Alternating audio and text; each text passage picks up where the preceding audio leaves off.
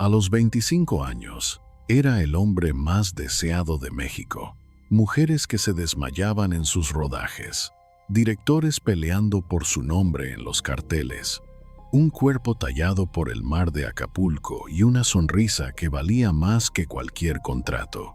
A los 55, sobrevivió a una caída en helicóptero que habría acabado con cualquier otro hombre y a 2 atentados con arma de fuego que nunca se explicaron del todo. A los 82, falleció en soledad, en una cama de Acapulco, sin dinero, sin los hijos que una vez juraron adorarlo, sin el niño al que le enseñó a pararse frente a una cámara y al que llamaba su orgullo, el mismo niño que años después lo borró de su vida como si nunca hubiera existido. Su nombre era Andrés García Toledano, pero el mundo lo conoció simplemente como Andrés García, el macho de machos, el galán eterno del cine mexicano. Y lo que le hizo la industria que construyó, la familia que formó y el secreto que cargó durante décadas sobre la desaparición de una mujer, fue un crimen que absolutamente nadie pagó. Esta es la investigación que su familia, sus productores y el propio Luis Miguel han intentado enterrar durante casi 40 años. Hoy vas a descubrir 4 cosas que cambian todo lo que creías saber sobre el hombre que fue ídolo, padrino, testigo incómodo y víctima de su propio mito. Primera, el testimonio de Ana María Reig, amiga personal de Marcela Basteri, que salió en televisión a decir algo que nadie quería escuchar, que Luisito Rey, al final de su vida, reconoció haber autorizado que la silenciaran por $100,000 para quitarla del camino. Y la conexión directa que une ese crimen con Andrés García, con el alto mando policial más señalado por corrupción de la Ciudad de México y con un jardín en las afueras de Madrid. Segunda, las palabras exactas que Andrés García le dijo a Javier León Herrera, el biógrafo oficial de Luis Miguel, sobre la noche en España, en que Luisito Rey le pidió que lo apoyara para silenciar a Marcela Basteri. Las palabras textuales, lo que respondió, y por qué, según el propio Andrés, avisó al hijo, pero nunca a la policía. Una conversación que lleva décadas enterrada y que el biógrafo confirmó como verdadera.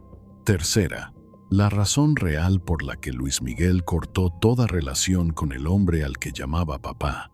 No fue el olvido, no fue la fama, fue algo que Mirka de Llanos, expareja de Luis Miguel, reveló en una entrevista y que conecta directamente con lo que Andrés sabía, con lo que cayó y con lo que eventualmente no pudo dejar de contar. Y cuarta, el documento que revela la estructura del testamento de Andrés García, cómo Roberto Palazuelos apareció con el 50% de la herencia, por qué fue eliminado después y qué le dijo la tía Rosa a Andrés Jr. cuando le preguntó cuánto le correspondía. 3 palabras que destruyen la imagen de un padre de familia. Te voy a avisar cuando llegue cada una. Si te vas antes del final, te pierdes la parte que Luis Miguel, su equipo y 2 familias enteras han intentado borrar desde 1986. Y que Andrés García, en sus últimos años, decidió contar precisamente porque ya no le quedaba nada que perder. Suscríbete para no perderte de ninguna historia. Pero antes de contarte cómo terminó sus días sin los suyos en esa cama de Acapulco, necesitas entender cómo empezó, porque la historia de Andrés García no comienza en los estudios de Churubusco, no comienza frente a una cámara, no comienza con el aplauso de millones de mujeres que querían tocarlo. Comienza en una isla del Caribe. Comienza con un niño que no tenía nada. Comienza con una decisión desesperada de una familia que apostó todo a un solo número. Porque el infierno de Andrés García comenzó el día exacto en que llegó al mundo, en el lugar menos pensado, con las cartas menos favorables que un hombre puede recibir al nacer. Santo Domingo, República Dominicana. El mundo estaba en guerra. Europa ardía. Y en el Caribe, En una isla que llevaba décadas acumulando pobreza colonial y dictadura militar, nacía un niño que no tenía ninguna razón para convertirse en lo que se convertiría. Santo Domingo bajo Trujillo no era un lugar donde se planificará el futuro. Había los que tenían conexiones con el régimen y había todos los demás. La familia de Andrés García estaba en todos los demás. Su padre tomó la decisión más común y más devastadora de esa generación: irse, buscar algo mejor en otro lado, dejar a la familia con la promesa de que mandaría dinero, de que volvería. No volvió.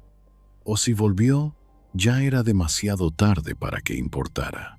Imagínate eso: un niño en una isla caribeña bajo dictadura, sin padre, viendo cómo su madre carga sola con todo, viendo cómo el dinero nunca alcanza, viendo cómo los sueños son un lujo que su familia no puede permitirse. Pero ese niño tiene algo desde pequeño que todo el mundo puede ver: un cuerpo que parece esculpido por la naturaleza misma, una presencia física que detiene conversaciones y una sonrisa que desarma a cualquiera. El problema es que en Santo Domingo de los años 40, eso no vale nada. Bonito no te da de comer. Así que Andrés García creció con lo que tenía: el mar, el sol y la certeza de que si quería algo diferente, tendría que irse a buscarlo solo. La llegada a México. Andrés García llegó a México siendo adolescente, sin maletas llenas, sin familia esperándolo, sin plan ni contactos en la industria. Llegó como llegan los que no tienen otra opción, con lo opuesto y con la desesperación silenciosa de quien sabe que no puede permitirse fracasar.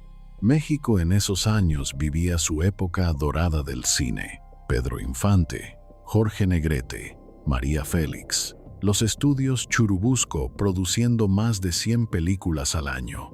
El cine mexicano era el más importante del mundo hispanohablante. Para un adolescente dominicano recién llegado, todo eso quedaba tan lejos como la luna. Andrés no entró por la puerta grande, entró por el agua.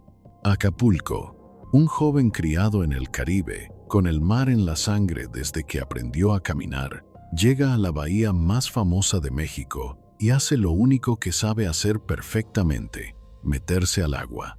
Se convirtió en lanchero. Llevaba turistas de un lado a otro bajo el sol. Cargaba maletas, sonreía, cobraba lo que le daban y alrededor de los 25 años comenzó a trabajar como instructor de buceo. Imagínate eso también: un hombre de 25 años, bronceado, con ese cuerpo, enseñando a bucear a turistas que venían de la Ciudad de México, de Estados Unidos, de Europa. Mujeres que no podían despegar los ojos. Hombres con dinero que querían ser sus amigos. Acapulco en los años 60 era el destino de los poderosos. Actores de Hollywood, políticos mexicanos, empresarios, gente que tomaba decisiones importantes mientras tomaba el sol. Y en ese mundo Andrés García era imposible de ignorar. El hombre que lo vio primero. No sabemos exactamente quién fue el primero en decirle que debería estar frente a una cámara. Probablemente varios lo dijeron antes de que alguien con poder real lo planteara en serio. Lo que sí está documentado es que, en 1966, con aproximadamente 25 años, Andrés García protagonizó su primera película. Chanoc, un personaje de historieta. Un pescador aventurero de la costa mexicana. No era alta cultura, ni el tipo de película que gana premios internacionales. Era exactamente lo que el mercado pedía: aventura, acción. Un protagonista físicamente imponente. Andrés García lo encarnó con una naturalidad que sorprendió a todos en el set. ¿Sabes lo que es pararte frente a una cámara por primera vez? Sin ningún entrenamiento, sin ningún maestro, y que el resultado convenza a los productores de que tienes algo especial. La mayoría fracasa, se pone rígida, La cámara los devora. Andrés García actuó como si la cámara fuera el mar de Acapulco, su hábitat natural, la frase que lo definiría y que lo destruiría. En algún momento de esos primeros años, alguien en la industria le dijo algo que Andrés García absorbió como verdad absoluta. No sabemos quién fue. Pudo ser un director, un productor, una mujer que lo amó o un hombre que lo envidiaba. Pero la frase era esta: tú eres el macho, y mientras seas el macho, nadie te puede quitar nada. Ser el macho, esa era su identidad, su marca, la armadura que construyó alrededor de sí mismo desde que entendió que en esta industria la imagen lo era todo. Andrés no construyó una identidad, construyó un mecanismo de defensa tan completo que terminó tapando al niño de Santo Domingo que seguía siendo por dentro. Y cuando esa coraza se agrieta, no es la armadura la que se rompe, es la única persona que aprendiste a ser. Pero eso llegaría después. Primero vendría el ascenso. Quizá tú también reconoces ese mecanismo, esa versión endurecida de ti mismo que aprendiste a usar como armadura en un ambiente que no te permitía ser frágil. No la elegiste. Se construyó sola, capa por capa, hasta que ya no podías distinguir dónde terminaba la coraza y empezabas tú. Eso era Andrés García, un niño de Santo Domingo que apostó todo a ser el macho aprendido. Y por un tiempo, fue suficiente para conquistar el mundo. A los 25 años, Andrés García tomó una decisión que la mayoría de la gente en su posición jamás habría tomado. Lo fácil era quedarse en Acapulco, seguir siendo el instructor de buceo más guapo de la bahía, el lanchero que todas las turistas querían fotografiar. Lo fácil era conformarse con ser guapo en un lugar bonito. Pero Andrés García no había cruzado el Caribe para conformarse. El problema era que entre ser un desconocido en Acapulco y ser una estrella de cine en la Ciudad de México, había un abismo que muy pocos lograban cruzar. Se necesitaba dinero que no tenía, contactos que no tenía, un nombre que nadie conocía. Lo único que tenía era ese cuerpo, esa presencia, y una determinación silenciosa que los que lo conocieron en esa época describían como casi inquietante, como si ya hubiera decidido exactamente en qué se iba a convertir y solo estuviera esperando que el mundo se pusiera al corriente. Pero lo que vino después fue mucho más difícil de lo que él imaginaba. Acapulco, principios de los años 60. Andrés García está en la bahía. Hace lo que hace todos los días. Trabaja el agua, carga turistas, sonríe, cobra lo que le dan. Es un hombre invisible para la industria que sueña conquistar. Pero Acapulco era el lugar donde México concentraba su poder durante el verano. Los directores de cine venían a descansar. Los productores cerraban tratos en la playa. Los actores establecidos venían a mostrar que habían llegado, y en ese ambiente era prácticamente imposible que alguien con la presencia física de Andrés García pasara desapercibido para siempre. La historia exacta de cómo lo descubrieron tiene varias versiones, pero todas convergen en el mismo punto. Alguien importante lo vio. Alguien con poder en la industria lo vio moverse en el agua, lo vio interactuar con la gente, lo vio sonreír. Y tuvo la misma reacción que tenían todos los que se cruzaban con él por primera vez. Este hombre debería estar en una pantalla. Lo que siguió fue una audición que Andrés García recordaría el resto de su vida. No porque haya sido perfecta, sino porque fue la primera vez que alguien con poder real le dijo en serio que tenía algo que valía dinero. Sus manos no temblaban. Eso es lo que cuentan los que estuvieron ahí. Mientras otros actores debutantes llegaban con los nervios a flor de piel, Andrés García entró al cuarto como si fuera el dueño del lugar, como si ya supiera que iba a quedarse. Tiene algo, dijo quien lo vio. 2 palabras, las mismas 2 palabras que cambiarían el destino de un lanchero dominicano para siempre. Pero lo que vino después fue mucho más difícil de lo que él imaginaba, porque el talento no basta, nunca ha bastado. Se necesita dinero para los traslados, ropa que no tengas que pedirle prestada a alguien, un lugar donde vivir mientras esperas que te llamen, comer todos los días, aunque no hayas filmado nada en 3 semanas. Aguantar el no, el después, el te llamamos, el quizá el año que viene. Andrés García empezó desde abajo, más abajo de lo que nadie imagina. Cuando ve a un galán en el escenario con traje de charro y aplausos de 10,000 personas.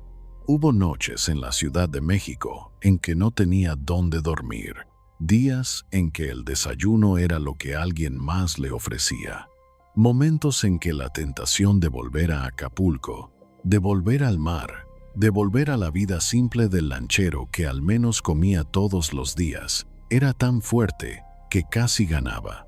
Casi. Algo lo detenía, pero no era determinación. Era el patrón aprendido en Santo Domingo. Cuando no tienes red detrás, regresar significa morir. Aguantar no era valentía. Era el único reflejo que su cabeza sabía ejecutar. Y fue aguantando. Papeles pequeños primero. Apariciones de 3 minutos en películas donde otros eran los protagonistas. Rodajes en locaciones incómodas, con equipos cansados, por pagos que apenas alcanzaban para el cuarto de vecindad donde dormía.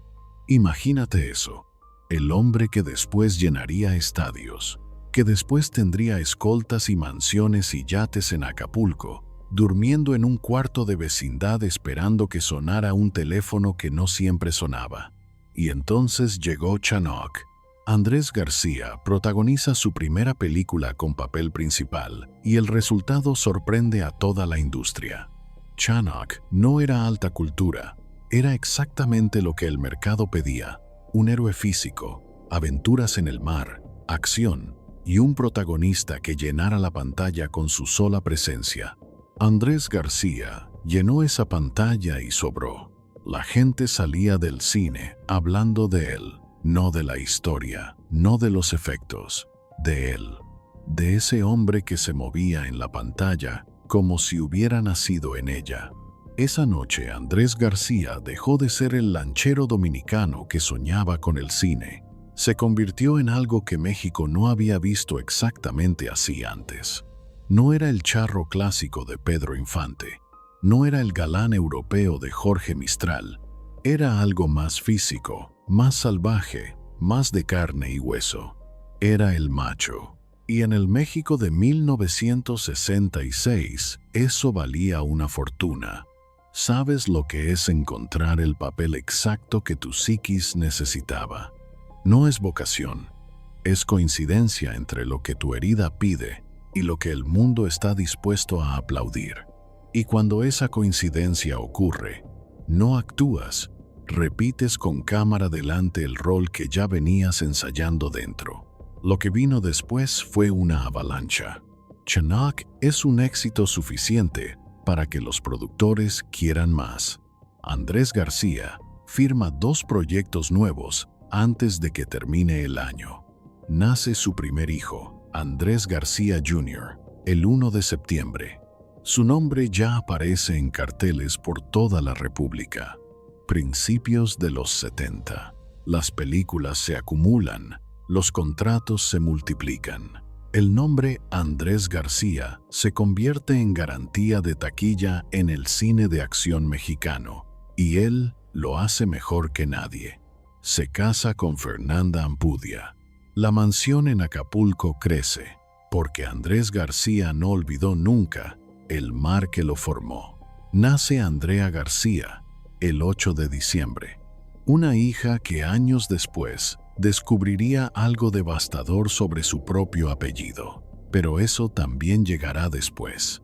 A mediados de los 70, Andrés García es una de las figuras más reconocibles del entretenimiento mexicano. Más de 30 películas en menos de 10 años. casi 20 telenovelas, el Califa de Oro. El reconocimiento que certifica lo que el público ya sabe, que este hombre tiene algo que no se puede fabricar ni enseñar. Y entonces entra a su vida una familia que cambiará todo. Entra Luisito Rey, entra Marcela Basteri, y entra un niño de ojos grandes que lo mirará como si fuera su padre. Guarda este detalle. Lo vas a necesitar después. Finales de los 70, principios de los 80. Andrés García está en la cima absoluta.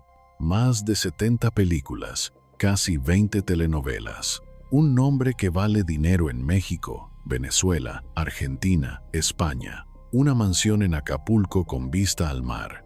Todo lo que un niño de Santo Domingo sin padre y sin dinero solo podría haber soñado en sus noches más ambiciosas. Tiene 40 años y es el hombre más envidiado de México. El crítico de cine Carlos Bonfil escribiría años después que Andrés García representó un arquetipo de masculinidad latinoamericana que el cine mexicano tardará décadas en procesar y superar. Un galán que no pedía permiso, que no se disculpaba, que entraba a cada escena como si el espacio ya le perteneciera, y en ese momento de máximo poder tomó bajo su ala a una familia entera, a Luisito Rey, el músico español que quería ser alguien en México, a Marcela Basteri, su esposa italiana que todos describían como dulce, como generosa, como la persona menos indicada para el mundo en que estaba viviendo, y al hijo de ambos, un niño que en 1981 cantó La Malagueña en un programa de televisión en Chihuahua, porque Andrés García hizo las llamadas necesarias. Un niño que le decía, papá. Un niño que el mundo entero conocería después como Luis Miguel. Andrés García tenía todo, pero lo que estaba creciendo en las sombras de esa amistad era algo que ningún mito de masculinidad podía prepararte para enfrentar, porque lo que vino después no fue una caída de carrera, fue un crimen. Y Andrés García estuvo en el centro de ese crimen, de una manera que le costaría el sueño, la familia, la credibilidad y finalmente la vida que había construido desde que salió de Santo Domingo con nada. Pero lo peor aún no había llegado. Atención, porque aquí llega la primera de las 4 cosas que casi nadie se atreve a contar sobre Andrés García. Para entenderla, necesitas saber cómo era la relación entre Andrés García y la familia de Luis Miguel en esos años. No era una amistad casual. Andrés García y Luisito Rey vivían en la misma privada. Sus familias compartían espacio, compartían comidas, compartían el día a día completo. Andrés García conocía a Marcela Basteri. La veía regularmente. Sabía cómo era. Sabía cómo la trataba su marido. Y el niño, Luis Miguel, lo llamaba papá, no como figura retórica, porque Andrés García era la presencia masculina más estable que ese niño tenía en su vida. Porque Luisito Rey era muchas cosas, pero estable y presente no estaban en la lista. Piensa en eso, un niño que le dice papá a un hombre que no es su padre, porque el hombre que sí lo es, no está cumpliendo con lo básico, y el hombre que recibe ese nombre, lo acepta, lo abraza, se convierte genuinamente en esa figura. Andrés García hizo las llamadas necesarias para que Luis Miguel cantara La Malagueña en televisión en Chihuahua en 1981. Esa primera presentación televisiva no habría pasado sin Andrés García levantando el teléfono. Eso es un padre, independientemente de la biología. Y entonces, en algún momento antes de 1986, Luisito Rey viajó a España, y lo que pasó en ese viaje es lo que cambia todo. Aquí viene lo primero que te prometí. Javier León Herrera es el biógrafo oficial de Luis Miguel. No es un periodista de chismes, es el hombre que escribió Luis Miguel, La Historia y Luis Mi Rey, las dos biografías más documentadas sobre la vida del cantante. El hombre que también escribió El consentido de Dios, la biografía de Andrés García. León Herrera confirmó lo que Andrés García llevaba años contando, que, en España, Luisito Rey buscó a Andrés García en privado, se aseguró de que nadie pudiera escuchar la conversación y le pidió que lo apoyara para silenciar a Marcela Basteri para siempre, no para asustarla, para acabar con ella de forma definitiva. El motivo era financiero, no pasional. Marcela tenía cuentas bancarias en Suiza a su nombre, dinero de la carrera de Luis Miguel que Luisito Rey administraba, pero no podía tocar sin ella. Dinero que, si Marcela desaparecía, quedaba disponible de otra manera. Andrés García dijo que se negó, que le dijo a Luisito Rey que estaba loco, pero no llamó a la policía. Llamó al hijo, al niño de 15 años, al mismo al que le había conseguido su primera aparición en televisión. ¿Qué esperaba que hiciera un adolescente con esa información? ¿Qué podía hacer Luis Miguel contra su propio padre y los mecanismos de poder que lo rodeaban? León Herrera lo confirmó. No que era probable, no que había elementos que lo sugerían, que era verdad. Piensa en eso.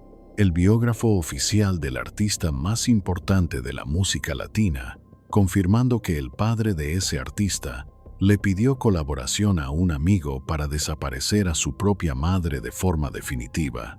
Y ese amigo se negó, pero no llamó a nadie con autoridad real para detenerlo. Andrés no eligió callar por cobardía. Repitió el mismo mecanismo que aprendió desde niño. Cuando hablar pone en riesgo el techo que tanto costó conseguir, la cabeza se queda en silencio, aunque años después ese silencio se vuelva insoportable. Andrés García vivió con esa elección el resto de su vida, y Luis Miguel lo supo, y eventualmente tomó una decisión sobre ese hombre al que llamaba papá que no tuvo vuelta atrás. Pero eso viene después, porque lo que pasó en agosto de 1986 primero necesita un testigo que durante años nadie quiso escuchar. Agosto de 1986. Marcela Basteri desaparece. No hay restos, no hay escena del crimen oficial, no hay investigación que llegue a ninguna conclusión. Hay una mujer que un día estaba y al día siguiente no. Un marido que da versiones distintas según a quien le pregunte. Un hijo adolescente que tiene que seguir cantando, sonriendo, llenando foros como si el mundo no se hubiera partido en dos. La versión oficial de Luisito Rey fue que Marcela había tenido problemas mentales, que se fue por voluntad propia. El mundo en su mayor parte aceptó esa versión porque cuestionar a Luisito Rey significaba cuestionar al padre de Luis Miguel. Y eso en el México de finales de los 80 era un territorio donde muy pocos querían aventurarse. Pero hay una mujer llamada Ana María Rey que conocía a Marcela, que era su amiga, y que salió en televisión a decir algo que nadie quería escuchar. Aquí viene lo segundo que te prometí. Ana María Rey no habló detrás de cámaras con la cara pixelada. Dio su nombre completo, miró a la cámara y habló con la calma específica de quien cargó algo demasiado tiempo y ya no puede seguir cargándolo. Dijo que Luisito Rey, en sus últimas horas, admitió haber ordenado la eliminación definitiva de Marcela Basteri por $100,000 para quitarla del camino. Un hombre en sus últimas horas llamando a la amiga de su esposa para confesar que pagó para desaparecerla, no al sacerdote, no al médico, a ella. Luisito Rey dejó este mundo en 1992, 6 años después de la desaparición de Marcela. 6 años en que Luis Miguel construyó una de las carreras más extraordinarias de la historia latinoamericana, cargando un peso que nadie en su equipo podía ayudarlo a cargar. Y con el fallecimiento de Luisito Rey, murió la posibilidad de un proceso legal. La posibilidad de que Luis Miguel confrontara a su padre con todo lo que sabía. La posibilidad de una resolución limpia, pero no desaparecieron los testigos. Porque cuando colocas el testimonio de Ana María Reig junto a lo que Andrés García declaró, aparece algo más perturbador que cualquiera de los dos testimonios por separado. Andrés García no solo dijo que Luisito Rey quería acabar con Marcela, dijo que sabía dónde estaban sus restos. En el jardín que guarda el secreto de una casa llamada Las Matas, en las afueras de Madrid. Nadie fue a buscarla ahí, o si alguien fue, los resultados nunca se hicieron públicos. La casa existe. Ese terreno donde habría sido ocultada existe. Y la pregunta de qué hay ahí sigue sin respuesta oficial casi 4 décadas después. Y hay un nombre más que conecta todo esto. Arturo el Negro Durazo, el poderoso jefe policíaco más señalado por corrupción de la Ciudad de México. El hombre más cuestionado del sistema de fuerzas del orden de esa época. Andrés García lo conocía. Luisito Rey, a través de Andrés García, también tenía acceso a ese mundo. El mundo donde ciertas cosas podían desaparecer si las personas correctas decidían que debían desaparecer. Andrés García era el puente entre esos mundos. Y lo que viene ahora es el testimonio que explica por qué Luis Miguel eventualmente decidió cortar ese puente de raíz. Hay un tipo de silencio que no se sostiene por miedo. Es un mecanismo psicológico de protección. La cabeza calla porque hablar significaría destruir la única versión de tu historia que tu propia psiquis tolera procesar. Andrés García vivió en ese silencio décadas. Luis Miguel también. Porque Luis Miguel sabía. No todo, quizás, pero sabía lo suficiente. Andrés García se lo había dicho. Y Luis Miguel tuvo que seguir viviendo con ese conocimiento, mientras su nombre se volvía sinónimo de romanticismo y perfección, y millones de personas lo amaban sin saber nada de lo que cargaba. Pero la relación entre ellos no terminó por desgaste natural. No terminó porque dos personas tomaron caminos diferentes. Terminó por algo concreto. Aquí viene lo tercero que te prometí. Mirka de Llanos fue pareja de Luis Miguel. No es una fuente periférica. Tuvo acceso a conversaciones que el público nunca escucha. Y dijo en una entrevista que Luis Miguel se alejó de Andrés García porque consideraba que mentía sobre su madre. Detente ahí. No que la amistad se desgastó. No que sus mundos divergieron. Que mentía sobre su madre. Eso significa que Luis Miguel, el hombre que de niño llamaba papá a Andrés García, llegó a un punto en que decidió que la versión que García contaba sobre Marcela Basteri era falsa o incompleta o manipulada de una manera que no podía perdonar. ¿Qué omitía esa versión? Nadie lo ha dicho públicamente. Pero hay una posibilidad que los que han seguido este caso no pueden descartar, que Andrés García no fue solo el testigo que rechazó participar, que su rol fue más complejo. No como ejecutor directo, no hay ningún elemento que apunte ahí, sino como la única persona con acceso real a los mecanismos que pudieron haber protegido a Marcela y que los desactivó por dentro antes de poder usarlos. Piensa en eso. Ser el único puente entre un crimen y la posibilidad de justicia, y que tu propia cabeza te impida cruzarlo. No por maldad, por ese mecanismo psicológico donde el miedo aprendido, la lealtad mal procesada y la incapacidad de tolerar lo que estás viendo se fusionan en una parálisis que después no hay forma de justificar. Andrés García pasó sus últimos años repitiendo el caso en cada entrevista. No era estrategia mediática, era el mecanismo de quien carga un secreto que el cuerpo nunca terminó de procesar. Decirlo en voz alta no era catarsis, era el último intento de transferirle el peso a otra cabeza antes de irse. Pero Luis Miguel ya había decidido. El niño al que le consiguió su primera aparición televisiva. El niño que lo llamaba papá. Ese niño decidió que Andrés García mentía sobre lo más importante y no había vuelta atrás. Lo que viene ahora cierra el círculo. No habla del pasado de Marcela ni de Luis Miguel. Habla de lo que Andrés García encontró cuando finalmente miró adentro de su propia casa. Y ahora llegamos a la cuarta y última revelación, la que te prometí al principio. Todo lo anterior ocurrió en el mundo exterior de Andrés García. Los crímenes ajenos que presenció desde el borde, pero había otro mundo más cercano que resultó ser igual de devastador. El mundo de su propia familia. Aquí viene lo cuarto que te prometí. Roberto Palazuelos era en la práctica el hijo adoptivo de Andrés García. No en términos legales formales, pero sí en términos de lo que García decidió hacer con lo más concreto que un hombre puede ofrecer cuando ya no esté, su herencia. Andrés García incluyó a Roberto Palazuelos en su testamento con el 50% de todo. No un reconocimiento simbólico, la mitad, la misma proporción que a sus hijos biológicos, los que llevaban su apellido desde el nacimiento, y lo designó albacea, la persona con autoridad legal para decidir qué pasa con cada cosa que dejara.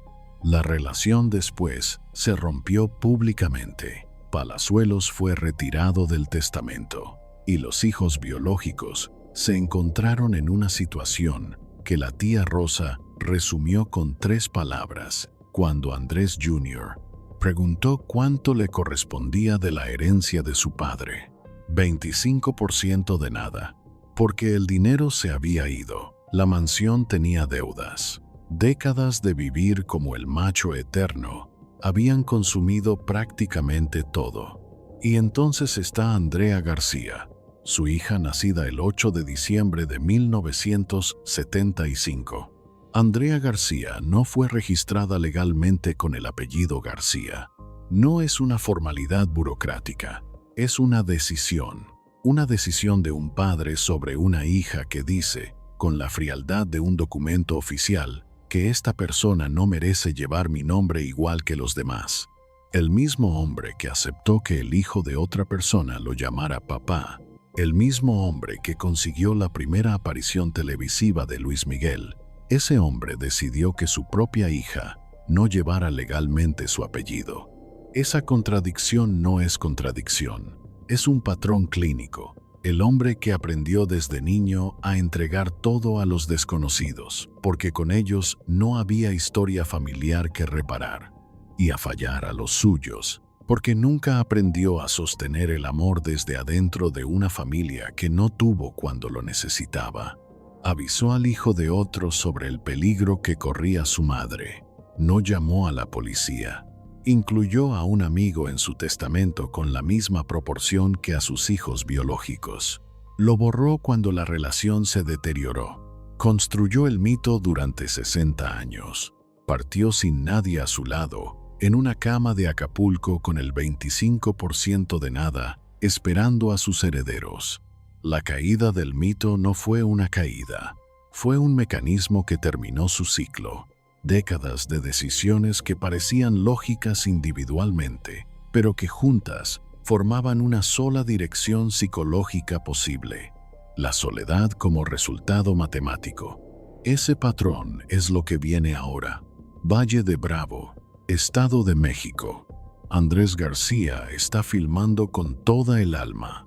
Tiene 55 años. Lleva 3 décadas siendo el galán invencible. Y entonces un helicóptero cae. No es metáfora. Un helicóptero en el que viajaba durante la filmación pierde el control y cae. Andrés García sobrevive. Por supuesto que sobrevive. Los mitos no desaparecen así, pero el cuerpo tiene memoria, aunque la mente decida ignorarlo. El cuerpo registra cada golpe, cada caída, cada vez que la partida estuvo lo suficientemente cerca para rozarte, y cobra esas deudas con intereses. Más tarde, cuando el mito ya no puede protegerte de la biología. Según su propio testimonio, también salió con vida de 2 atentados con arma de fuego a lo largo de su vida.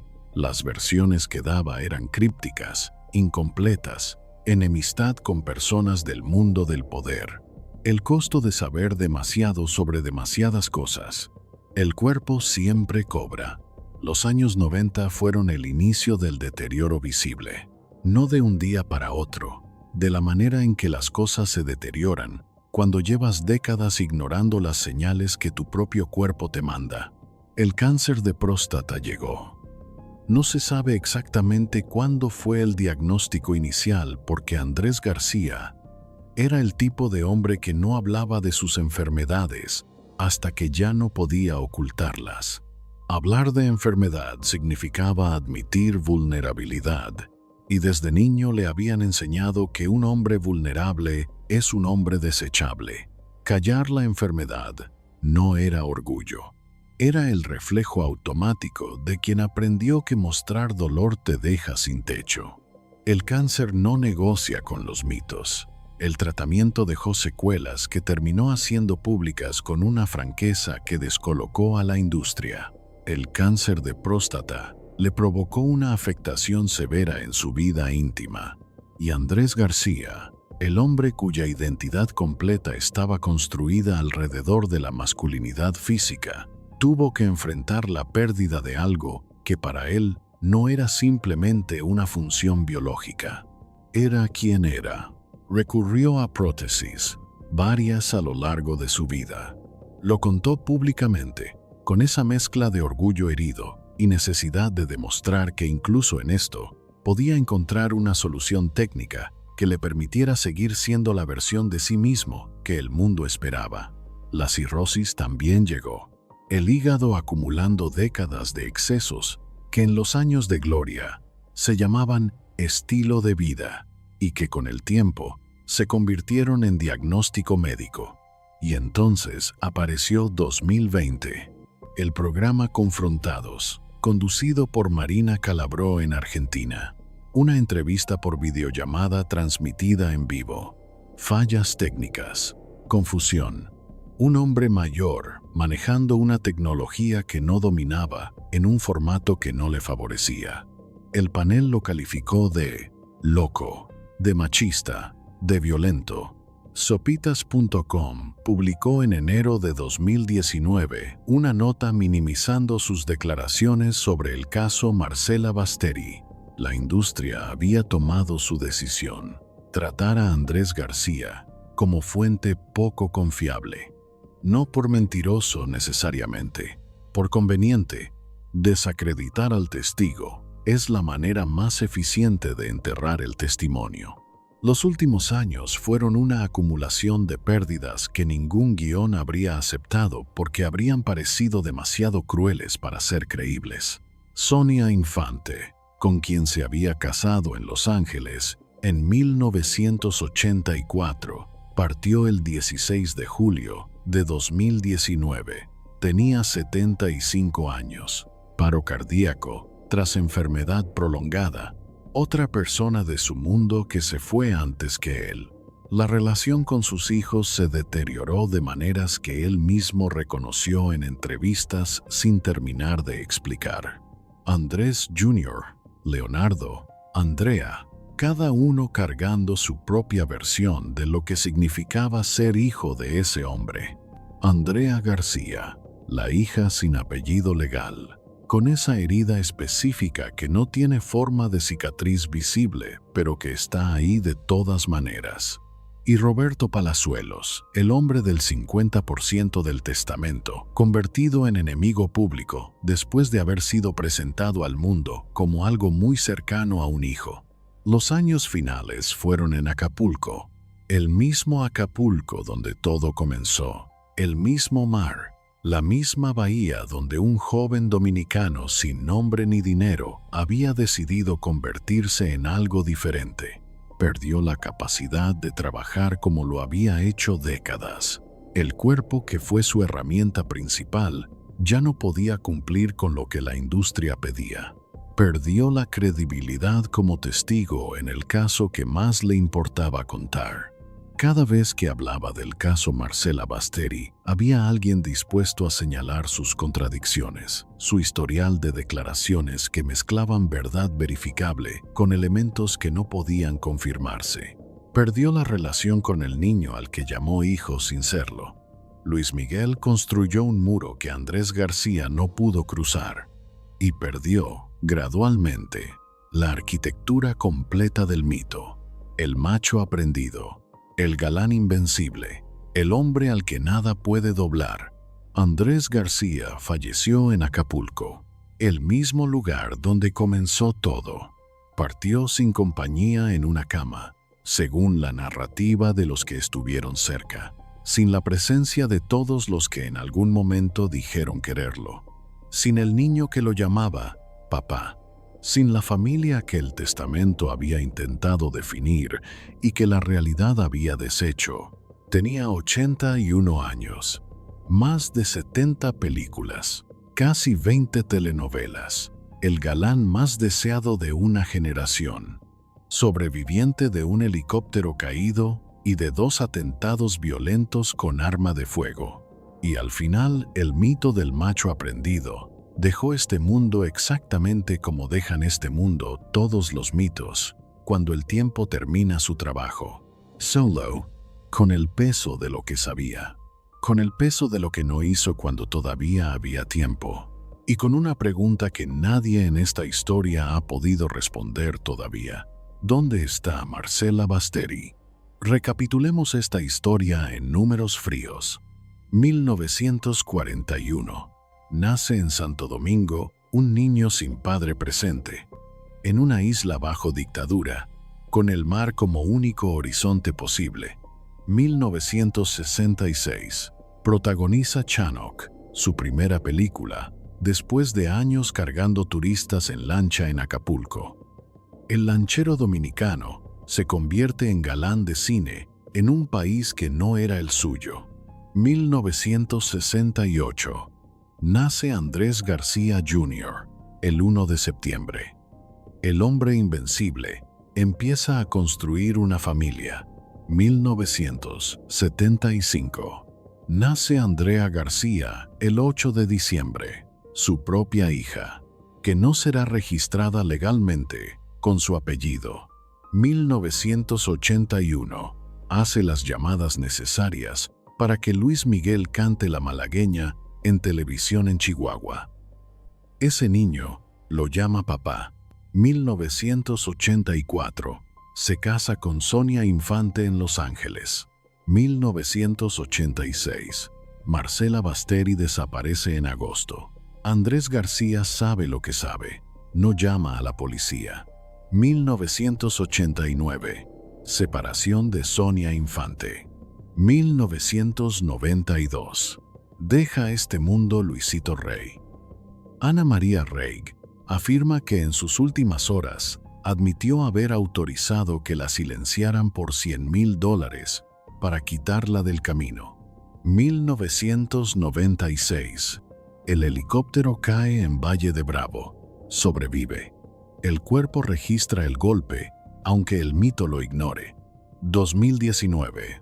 Parte Sonia Infante. El 16 de julio. El círculo se reduce.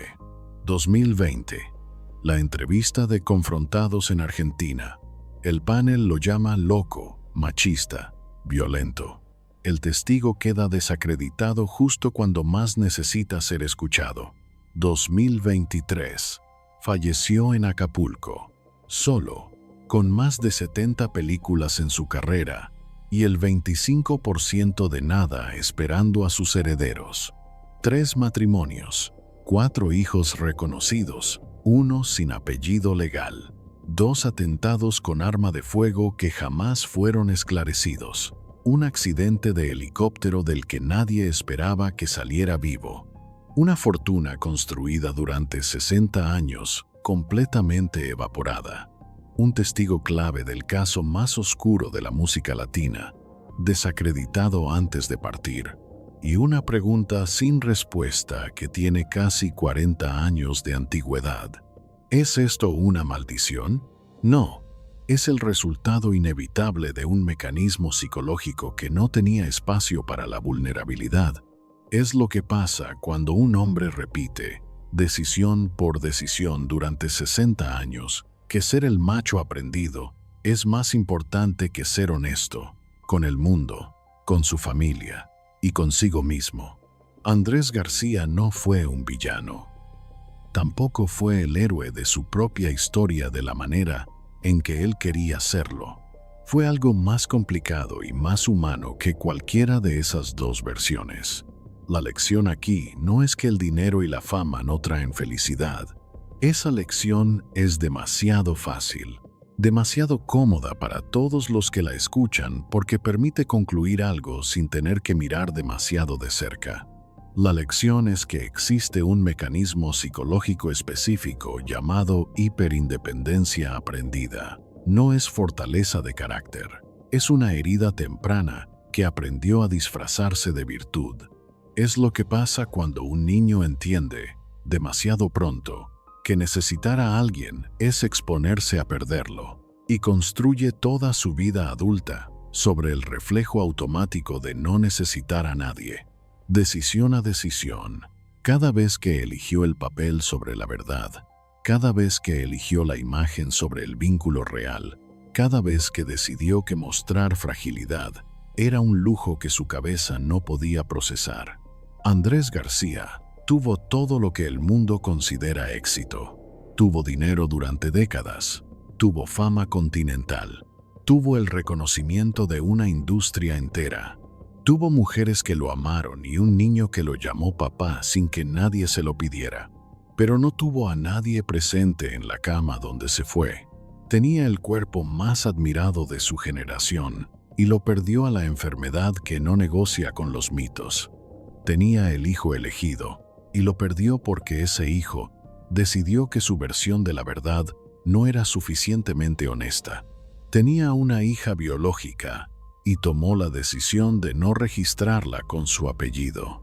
Tenía el conocimiento de dónde podrían estar los restos de una mujer que mereció justicia y eligió convertir ese conocimiento en historia que contar en entrevistas en lugar de en denuncia que pudiera cambiar algo. ¿Por qué el mismo mecanismo psicológico que le permitió ser generoso con desconocidos lo paralizó frente a los suyos? ¿Por qué el mismo hombre que activó cada palanca para que un niño cantara en televisión no pudo activar una sola para proteger a la madre de ese niño? ¿Por qué la única persona con acceso simultáneo a los hechos, a los poderosos y a la confianza de todos eligió quedarse en el lugar del testigo, donde el mecanismo de defensa lo protegía de tener que actuar? Deja esas preguntas flotando, porque no tienen respuesta limpia, y las historias que más importan casi nunca la tienen. Si esta historia te movió algo por dentro, si sentiste en algún momento de estos 80 minutos que estabas escuchando algo que la industria del entretenimiento preferiría que nunca se dijera en voz alta, suscríbete ahora para que el algoritmo sepa que este tipo de investigación vale la pena. Cada suscripción es una señal de que queremos historias reales, no versiones administradas. Y si conoces a alguien que creció con la música de Luis Miguel, que vio las películas de Andrés García, que alguna vez se preguntó qué pasó realmente con Marcela Basteri, comparte este video. Porque las historias que nadie quiere que se cuenten son exactamente las que más necesitan ser escuchadas. La próxima semana, una mujer que construyó el imperio del entretenimiento más grande de América Latina desde adentro, que estuvo en el cuarto donde se tomaron las decisiones que definieron lo que millones de personas pudieron y no pudieron ver durante décadas, que después pagó un precio que nadie en su posición debería haber tenido que pagar. ¿Qué tan profundo llega el poder cuando nadie te está mirando? Nos vemos ahí.